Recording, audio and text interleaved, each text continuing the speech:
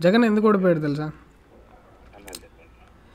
ఒక వీడియో ఉంటుంది చూడు, 4+2 ఎంత, 4+2 ఎంత, 420 కాదా అంటాడు చూడు. 50 మిలియన్ వ్యూస్ కేవలం నేను చెప్తున్నాను ఆ ఒక్క వీడియో వల్లే ఓడిపోయాడు అన్న. సోషల్ మీడియా ఇంత ఒక చీఫ్ మినిస్టర్ క్యాండిడేట్ అనేవాడు ఇంత కామెడీ అయిపోతే జనాలు లిటరల్లీ తీసుకోలేరు. ఒక ముసలామే డైరెక్ట్గా వచ్చి బూతులు తిరుగుతారు చూడు జగన్ని, ఈడు ఇంకోసారి రాడు అని. ఇట్లాంటి వీడియోల వల్లే జగన్ ఓడిపోయాడు. సింపుల్గా సోషల్ మీడియా పవర్ అర్థం చేసుకోండి, వేరే విషయం కాదు. It plays huge role. ఇట్లాంటి చిల్లర and comedy troll videos Chandrababu Naidu మీద మీరు అసలు వెతకినా కూడా దొరకదు. సో అది చిల్లర అయిపోయాడు జగన్. ఒక చీఫ్ మినిస్టర్ రేంజ్లో అంత కామెడీ పర్సన్ ఎవడు ఊహించుకోలేరు. ఇప్పుడు రాహుల్ గాంధీని ఎట్లాగైతే ప్రైమ్ మినిస్టర్కి అసలు ఊహించుకోలేరు భారత ప్రజలు, అట్లా రాహుల్ గాంధీ ప్రైమ్ మినిస్టర్ అంటే అది వినడానికి కూడా కామెడీగానే ఉందన్న. సో అది ఇంపార్టెంట్. అందుకే చెప్తున్నా, ఈ పవన్ కళ్యాణ్ ఇప్పుడు ఏదైతే సనాతన ధర్మ బోర్డు ఏదైతే అంటున్నారో, ఫస్ట్ సోషల్ మీడియాని కంట్రోల్ తీసుకోవాలి. తప్పుడు కూతలు కూసే ప్లాట్ఫామ్, సనాతన ధర్మకు అగెయిన్స్ట్గా విడిపోతున్నాడు అనేవి చాలా ఉన్నాయి. అవును, లేపు పడేయాలి. అండ్ ఇంకోటి మన తెలుగు రాష్ట్రాల్లో, తెలుగు స్టేట్స్లో ఏవైతే ఉన్నాయి కొన్ని ఉన్నాయన్న మురిగే కుక్కలు, లైక్ ఓవైసీలు మెడ మీద గొంతు మీద కత్తి పెట్టినా నేను జై హింద్ అనను, వందే మాత్రం బాడును అనే ఇట్లా మాట్లాడే వాళ్ళు ఉన్నారు. అట్లాంటి వాళ్ళను తరిమి కొట్టాలంటే ఏం చేస్తే బెటర్ అన్న? హిందుత్వ రైజ్ అయితే లైక్ వాళ్ళ గురించి ఏం మాట్లాడినా కానీ కొడుకులు కత్తులు ఎత్తుకొని వచ్చే రేంజ్లో ఉన్నారన్న ఇక్కడ హైదరాబాద్లో.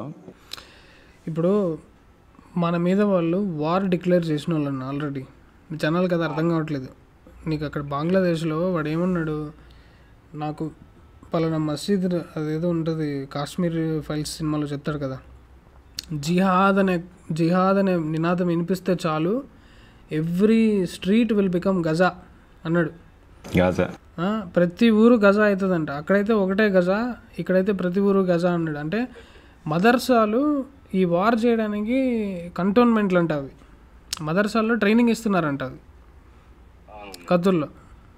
వార్ డిక్లేర్ చేస్తే మనోళ్ళు ఏం చేస్తున్నారు, అరే నువ్వు బయటకు వెళ్తే సోల్జర్ లాగా నడవాలి, నువ్వు ఆయుధాలు పెట్టుకోవాలి, యుద్ధం, వాళ్ళు క్లియర్గా ఉన్నారు యుద్ధం అని చెప్పి. నువ్వు బంగ్లాదేశ్లో ఫస్ట్ ఆఫ్ ఆల్ సెక్యులర్ కొడుకులు ఎక్కువ ఉన్నారు కదన్నా.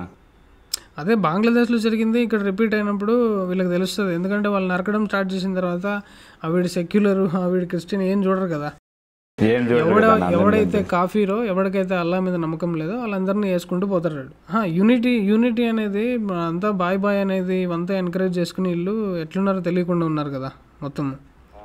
ఇప్పుడు ఆ రకంగా చూస్తే నాకు ముస్లిం ఫ్రెండ్స్ కూడా చాలామంది ఉన్నారన్న.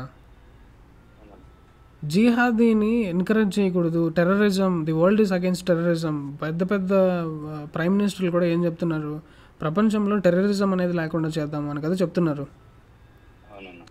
సో దానికి సపోర్ట్ చేసి యునైట్ అవ్వాలని, కానీ రిలీజియన్ వర్సెస్ కొట్టుకునేది కాదు. ఈవెన్ నువ్వు ముస్లిం కమ్యూనిటీలో వెతికినా కూడా టెర్రరిస్ట్గా అగేన్స్ట్గా ఇదంతా వద్దరా ఆపంటారా అనేటోళ్ళు చాలామంది ఉంటారు. మొన్న ఒకటి వీడియో బయటకు వచ్చింది కదా, యూత్కి 100 రూపాయలు ఇచ్చి పంపిస్తున్నారు, 100,000 ఇచ్చి రాళ్ళు తీసిపిస్తున్నారంట. వాడు మొత్తం బయట పెట్టాడు. నేను ఇట్లాంటి వాటిలో నేను పోదలుచుకోలేదు. కొంతమంది పోరు, చాలామంది ఆ డబ్బులకు పోయి చేస్తారు. వాళ్ళు ఎందుకు చేస్తారో వాళ్ళకు కూడా తెలియదు అన్నాడు. గర్వాప్సీలు, సోషల్ మీడియాలు, ఇవన్నీ జరగాలి. ఎవడైనా నీ మీదకి వస్తే అసలు నీ రెడీగా ఉండాలి యుద్ధానికి. ఖచ్చితంగా అన్న. నోరు మూసుకొని ఇంట్లో కూర్చుంటే నీకే దెబ్బ కదన్నా. నీ ఇంట్లో ఆడవాళ్ళని తీసుకొని పోయి రోడ్ల పైన లవ్ జిహాద్ పేరుతో, వాటి పేరుతో, వీటి పేరుతో అక్రమాలు చేస్తా అంటే, ఇప్పటికి కూడా సెక్యులర్ అని సోకాల్డ్ పీపుల్స్ మాట్లాడుతా అంటే ఇంకా అంతకంటే సిగ్గుమాలిన తనం లేదన్న. జనాలకి యాక్చువల్గా సెక్యులర్ అనే దాని డెప్త్, దాని మీనింగ్ అర్థం కాకుండా కూడా ఉన్నారన్న. యాక్చువల్గా దాని అర్థం కాదు అసలు జనాలకి.